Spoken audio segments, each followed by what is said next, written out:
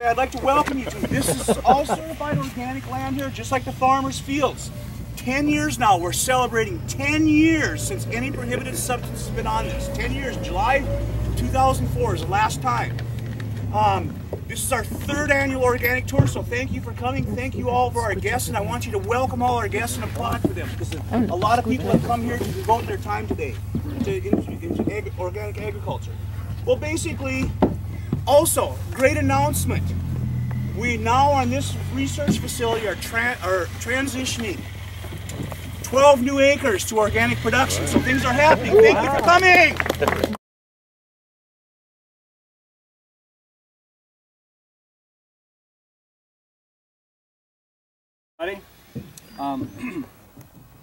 This project with cowpeas is also a project with radishes. It's funded by a SARE Research and Education grant. Those are the big ones. It's nearly $200,000 for a 3-year project. It's multi-state in its dimensions. What we wanted to do is build on an initial screen of 96 varieties of cowpeas. That was done in tandem with Steve Zwinger here at Carrington, and also with Jay Fuhr, the NRCS in Burleigh County. That initial work was funded by OCIA. But for the most part, people are really scratching their heads. Why are you interested in cowpeas? It's impossible. That's a southern crop. It's from Africa. It's not really fit for North Dakota. But preliminary information suggested, well, maybe it could work. What we wanted to do is find cowpeas that would be very useful for cover crops. There's already a little bit of use for that. We wanted to see if we could grow some our own. Find something that would work well for cover crops, but also could be produced here as seeds, so you could get maybe a little bit better price, because cowpeas are kind of pricey. So we're looking for cowpea varieties that would perform, both for cover crop use and also for seed production. We wanted to find some that would be profitable on both ends of that, and also, of course, for seed independence and a chance to make sure we had a good seed supply right here in the Dakotas. Why cowpeas? How many people have ever seen or grown cowpeas? It's probably just a minority of you. You might have seen that in a high school class or an ag class somewhere. It's a large seeded vetch. It's not a pea. Vicia unguiculata is the name, so it's a vetch. It's also a food crop in many parts of the world. People eat the leaves for greens, they eat the pods, they eat the seeds, both shelled and also as dried. It's a warm season legume. We don't have a lot of those, so it's interesting to see what another warm season legume opportunity might do for our crop rotations. It also happens to be fairly drought and heat tolerant. And although this is not the year to test that, we do get drought and heat here sometimes. We might even get a little bit more drought some later this summer. Cowpeas are also a pretty good end fixer. So overall, it seems like a pretty interesting species to work with. The basic approach to it is to start with this quick screen of 96 varieties, then increase the seed, go to replicated 21 variety tests like we did last year, 12 varieties like this year, and so on, with increasingly large plots as we build up the seed supply and maybe have something we could run with in our fields. Partners include NDSU partners here at Carrington and Dickinson, South Dakota State University, the University of Wisconsin, and then our winter nursery down at the University of Puerto Rico. So with that brief introduction of how it works and everything, I'd like to turn it over to Pat Carr. Well, thank you and good morning, and thanks for letting me come and speak for a few minutes. I would invite anybody, if you've never been to the Dickinson Research Extension Center, to please come out. Like Steve, we have certified organic land. Like Steve, our land's been in for 10 years. Our programs are quite different though. One thing we do have in common though, as Frank said, is we are screening cowpeas at Dickinson. This year, this is our second year.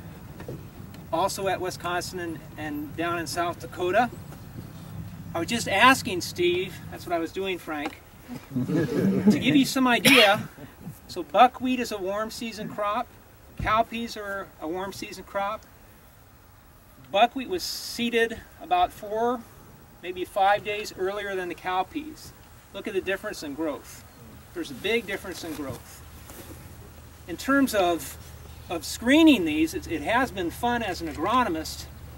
Typically, when we do a screening trial at Dickinson with most of the germplasm, there are differences, but they're not extreme differences. With what we began with Frank's work and others in terms of accessions from all over the world, it was all over the place.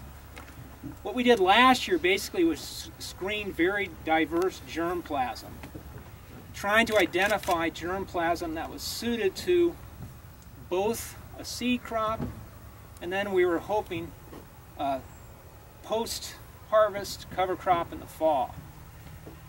You can't really tell right now. We have pared that down a little bit from a very large number to a smaller number that seemed well adapted, or at least adapted, based on our work last year. But last year, some of these cowpea accessions were tall, upright. Others were very almost prostrate, growing along the ground, which is really what, if you think about a cover crop, that's probably what you'd want. In terms of seed size, all over the place, color. So it's, in terms of screening this, what Frank, some of you perhaps, farmers did, is try to come up with a big, basically a long laundry list of traits that you might want in terms of a cover crop. And so that's really what we're doing with these lines. We do get yield. We're also looking at things as, in terms of how quickly do they come up out of the ground? How vigorous are they? What kind of canopy develops? How quickly do they shade the soil surface? How fast are they in terms of producing seed if we're planting them after a crop? The same kind of things, as well as how much biomass. And some of us are also trying to get some kind of feel for how well they compete with weeds. So this is kind of an early screening process. The goal is, I think, working with growers, is to come up with lines that would be suitable to their cropping systems in North Dakota or in South Dakota, Wisconsin. And also to identify lines that we can grow here for seed in North Dakota, so we don't have to look to the south or some other places. In fact, a lot of this seed, in terms, if you wanted to grow some on 100 or 200 acres right now, you probably couldn't find it anyway. And as you all know, organic growers, it can be tough finding certified organic seed. So I think that's many of the goals that Steve and others have talked about are all part of this project.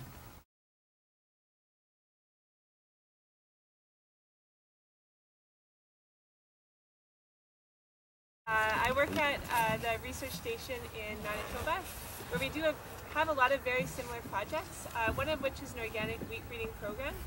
We started about 10 years ago because we realized that there was probably a need for more varieties specifically suited for organic crop production systems. As you know, most organic farmers are planting varieties that were developed for conventional production systems with high herbicide or pesticide use. And we thought that we could be making better gains in organic agriculture by selecting crops that were better able to tolerate weeds, would have better early season competitiveness, good disease resistance, good nutrient use efficiency for the organic system. So that's why we started the organic breeding program.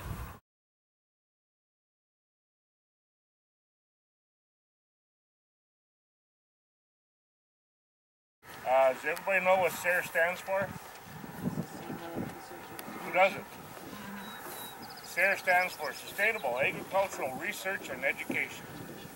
So what we have funds for, as Brad said, we do have funds. We have North Central Region funds. We also have state professional development funds. And depending on the grant size, we can do a few locally. The problem that we have is that we do not have a lot of funds to deal in a big dollar amount for a special project. Brad's was by far the biggest that I've funded since I've been here. I've been here a year and a half now, and I'm still learning a lot. Frank Kutka, there he is down there. He was originally in this position before I and Carl took over. Just to mention a couple things, I'm not going to take very long. There are North Central Regional grants. One in particular is the Farm and Ranch Education Grant. It's a very, very competitive grant. If you meet the qualifications through your grant proposal, you could get funding up to $200,000. Keep in mind, it could deal with oats, it could deal with honeybees. It could deal with all kinds of things, as my counterpart Brad would tell you. Because of the competitive nature of it, last year there was 180 applications and they funded 8. So they wanted to try to get more additional money out, so they developed a new one called a partnership grant. That is also available. There's other ones too, graduate assistant, research and education. I think there's 7 or 8 total of different grants that are available at the North Central region level that are much larger than what we can offer. Do they still have a youth grant, Bill? Pardon me? Do they still have a youth grant? Yes, they still have the youth grant as well. Locally, we primarily deal with professional development, meaning if you have an interest in, say, starting a deer farm, we had that come up. If it deals within the initiatives of North Dakota SARE, which are soil health, fuel, fiber, and carbon, and local foods, if it fits within them 3 categories, every year we've got to come up with some initiatives, and that's what we base our funding on. And that's how Brad got his, is through the soil health part. You can put an application in, Carl and I look it over. We may ask you to kind of diff it up a little bit, but the most important thing that we're looking for when we do funding is we're not here to fund just you, for example, on a project. We also want you, because you're learning from it, to share that with a group like this and show us the impact of how that works. When we do, all of our funds are federal funds, and when they come, we do our annual report in January. It's all about impact. Federal government wants to know impact, and that's what we have to deal with too. So when we work through the process, that is one of the critical components of what we do. We are not hard to get money from. We are not hard. We like to share though. We like to go as far as we can and give to as many folks as we can. But if you put a grant in, the likelihood of getting at least some is very, very strong, likely good, positive. I don't know what other words I can say. So what I'm trying to say is if you have something that you're working on and you think it's innovative, you'd like to learn yourself, share with others, please consider applying for one of the North Dakota grants. We have a website. You go Google North Dakota SARE, and it'll bring up Carl, my picture, bring up some of the things we're doing. And there's also a site on there that'll give you a list that's very, very long of monies that Frank and us and others have given out since this has started. And again, some of them up to $200,000.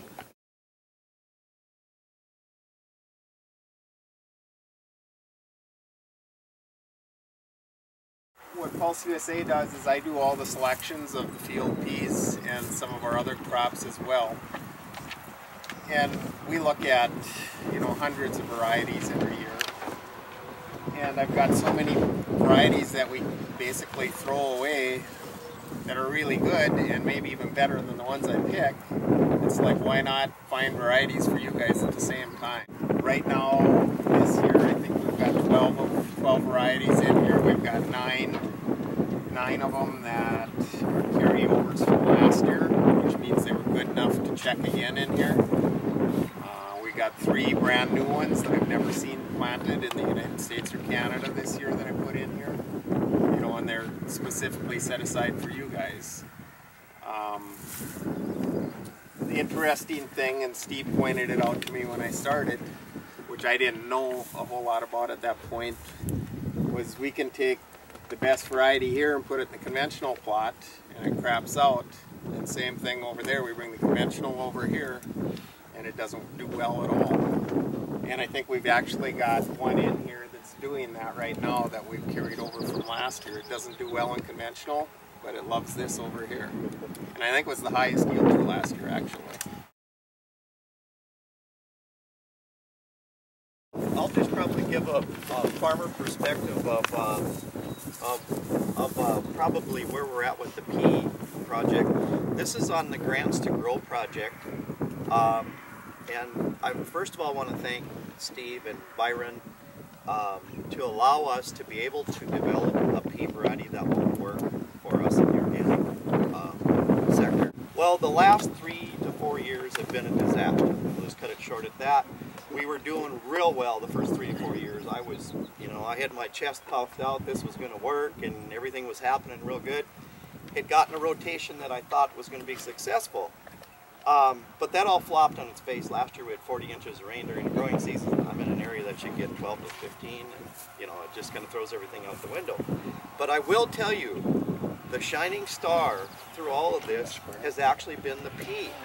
I made some notes about why would I want to grow peas. Well, first of all, explain to you that in my eyes, it's one that handles a no-till situation real well. I can plant it early, but mostly for its fertility, because it provides nitrogen from the air and from the nodulation on the root mass. It has almost a mystery of how it provides biological phosphorus and N to the following crops. Nobody can really explain it in scientific ways, because it does it biologically through the microorganisms in the soil, because there's plenty of data that shows that the cereal crops that follow the peas do, if you took and measured the nitrogen that's in the soil and you measured any nitrogen in a conventional system that was added, that it supersedes the yields than the same like kind nitrogen. So I would call that a mystery. I mean, it's just, nobody can really explain it. So that's one of it. It's an excellent rotation. It does really well with companion crops. If you are in a situation to where you need to address soil health issues from nutrition to fertility, you can grow oats with this crop, you can grow barley with this crop. I don't make a practice of growing with wheat. I know guys that do. I know some guys that actually go in and put it in their corn when they're cultivating and put it into a row. I mean, there's just so many issues that you can use the pea.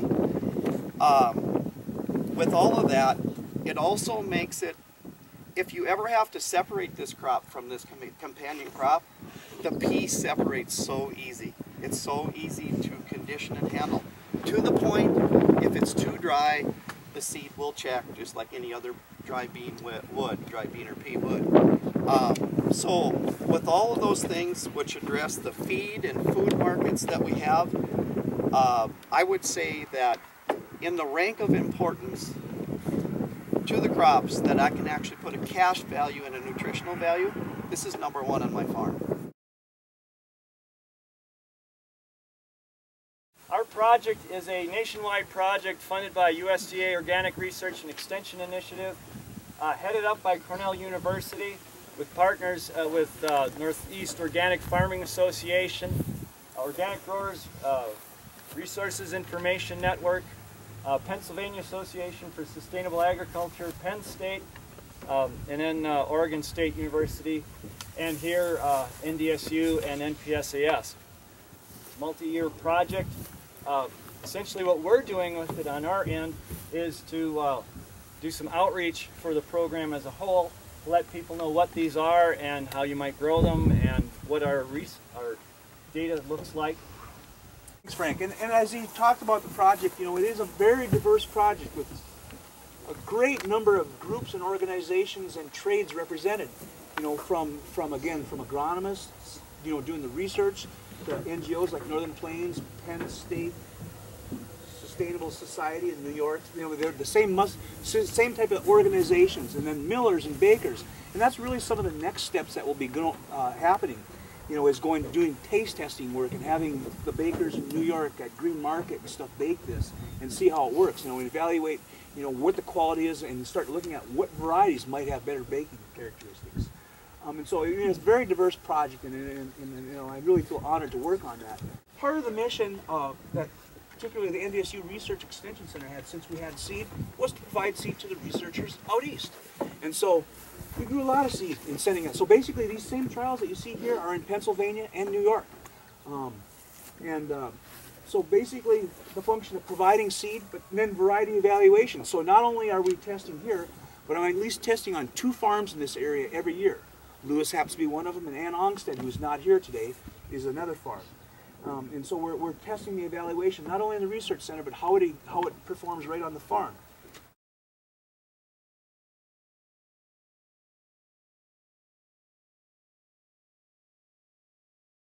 We use buckwheat in our rotation. It's a very important part of our rotation.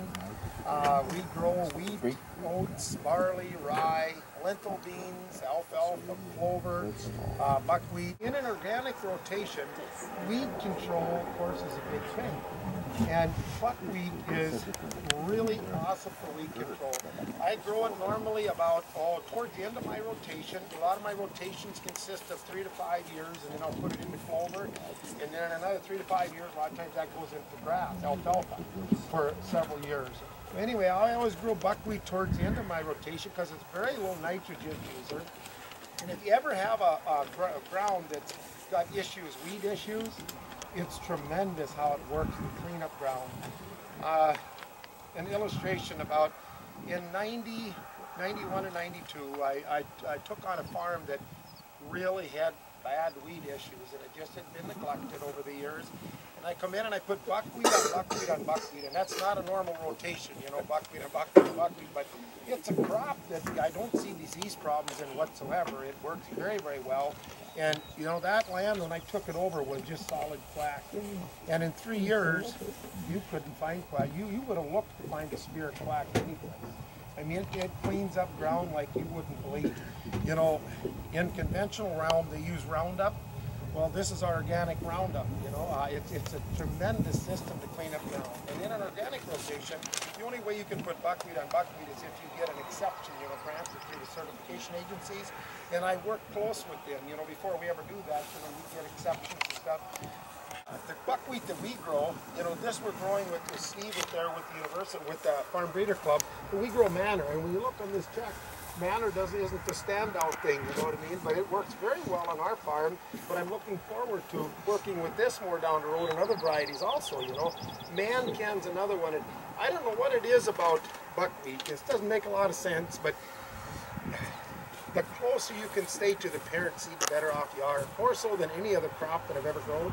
I don't know why. That's why it's so important, you know, and I appreciate so much the university working with us in the Farm Breeder Club of keeping the seed current, you know, close to the, you know, the foundation seed. We've been looking at all these different ancient grains in our Organic Research and Extension Initiative project. And through that project, we're increasing seed and working down from large numbers, 96 we start with, down to 10 the next year, 3 the next year, and after that we should have something that looks really good and seed available to start getting it out for commercial production. But all of us involved with Farm Breeding Club kind of looked at that and thought, gee, are we missing anything along the way? Just throwing out, you know, all but 10 the first year without actually looking at all of the traits that we might assess seemed like it might be a little bit abrupt, although it's the best thing we got going to get some einkorn increase at this point. So we decided we wanted to look at it a little bit more. We also wanted to do this process of screening at more than just one site. Our experience with cowpeas between Bismarck and Carrington suggests that maybe if we did the screen at more than one location, we might find some things that were more regionally and across years more useful. So we went for funding from the Ceres Trust to take a closer look at einkorn again to see if we can validate what we're learning with the first project and perhaps learn some other useful things. So what we're doing this year, you can see behind me, beyond this enormous stand of rice, you can see different einkorns, and when you grab 100 different lines of some crop from the world collection, you get all kinds of incredible diversity. So look at that. Height, color, flowering, it's all over the place. So we're going from 100 down to 20, and then we're going to do that same 20 for one more year to get some extra environments. And we're also going to do this at several locations. Now this year the screen is going to be done at 5 locations. So we've got Davis and Bencher in New York State. Each have a sample. Abdullah Yaradat at Morris in Minnesota has the same set. Deepak Santra near Scotts Bluff with University of Nebraska has a set. And then Steve Zwinger at NDSU here has a set. So all of us at all these 5 locations are going to be getting yield and agronomic sort of information. And we're going to see how they compare across all those sites.